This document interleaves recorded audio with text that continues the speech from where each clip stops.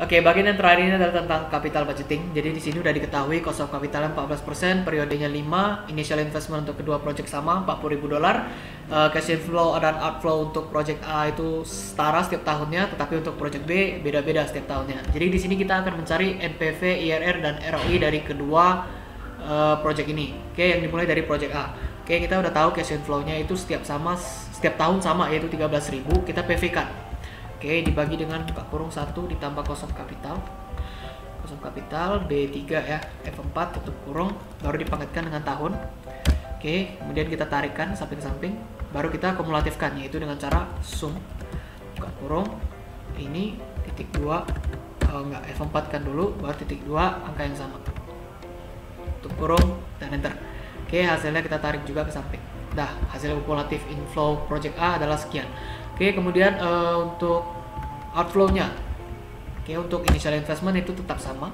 Oke, kita untuk outflow kita PV kan. Itu ditambah dengan B3 tadi, F4 kan, tutup kurung, kemudian dipangkatkan dengan tahun.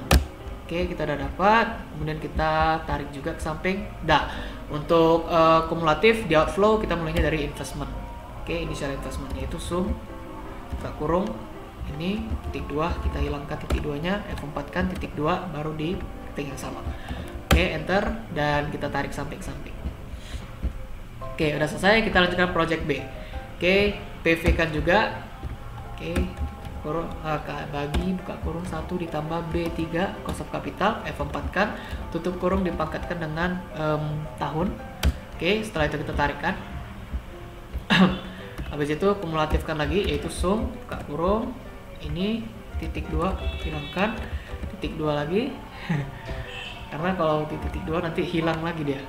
Oke, berapa hasilnya, kita tarik samping-samping, itu kumulatif inflow project B. Kemudian kita cari project outflow nya. Oke, kemudian kita PV kan juga, kurung 1 ditambah cost of capital, F4 tutup kurung pangkat tahun. Oke, selesai. Habis itu kita tarikkan lagi dan kumulatifkan lagi. Sum buka kurung ini titik 2 hilangin, F4 titik 2 kolom yang sama, kurung, kita enter, baru kita tarik lagi.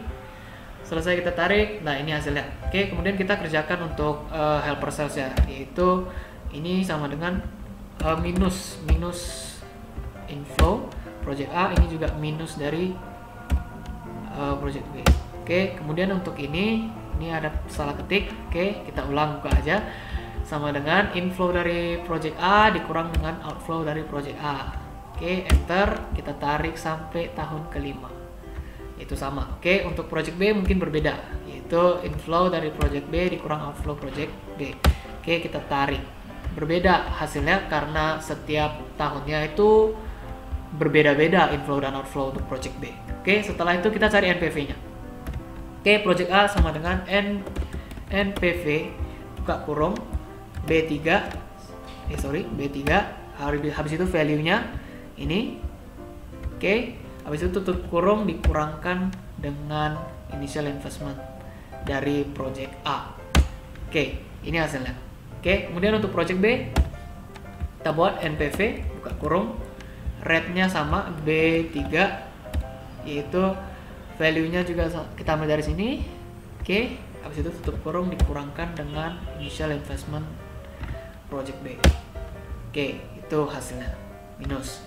Oke, kemudian untuk IRR-nya sama dengan IRR buka kurung project A punya keseluruhan kita ambil 0%. Yang B juga sama IRR buka kurung keseluruhan tutup kurung kita ambil. Oke, minus 8%. Oke, ROI-nya yaitu NPV ini dibagi dengan kumulatif outflow dari project A. Oke, ini hasilnya. Dan untuk project B, NPV-nya dibagi dengan kumulatif outflow dari project B.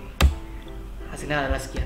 Oke, ini hasilnya NPV, IRR, dan ROI untuk project A dan project B. Oke, jadi menurut saya project apa sih yang lebih rekomend jika kita sebenarnya kalau menurut saya sendiri kita lebih baik tidak mengambil kedua project ini karena kedua-duanya adalah project yang tidak menguntungkan alias merugikan, justru mengurangi kita dan tidak mengalami keuntungan. Kita tidak memperoleh keuntungan.